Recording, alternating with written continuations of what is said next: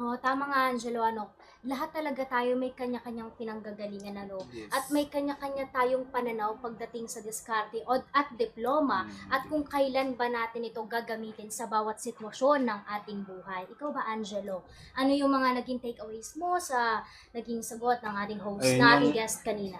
ayun yung kay Gab, mabigat din yung pinagdaanan niya na Mm. parang ayun nga kailangan niyang mag-stop para magtrabaho kaagad. Mm. Yun. Na kailangan niya mag-sideline para ayun.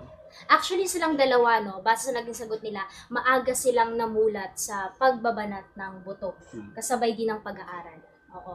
Ayan. At dahil nga dyan, sa pagtatrabaho po at sa pag-aaral, ano ba yung nag-push sa inyo para ipagpatuloy itong pag-aaral o kaya naman ipagpatuloy itong pagtatrabaho?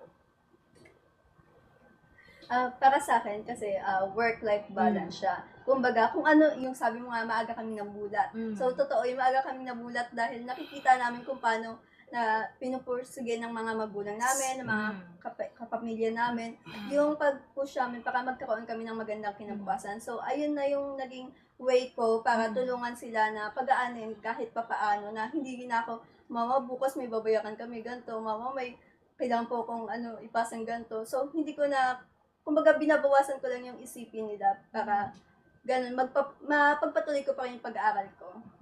Grabe, napaka Thoughtful ni Ate Abby, no? oo, napaka family oriented Yes. niya, Kumbaga, pang ilan ka po ba sa inyong magkakapatid? Bunso ako. Wow, bunso, di Bunso pa siya ba? yan. Grabe naman. Isama niyo na rin ako. So, namulat lang din ako kasi yung dalawa kong ate, bali, Tres Marias kami, ganun din yung ginagawa nila, kaya mas Wow. nano ko. Okay. Sana naging kapatid ko na rin sila. Eme lang. Okay, Gab, ikaw naman. Ano ulit? Ben, natanong. Joke lang. Sorry. Ayan, so, Nalimutan ko.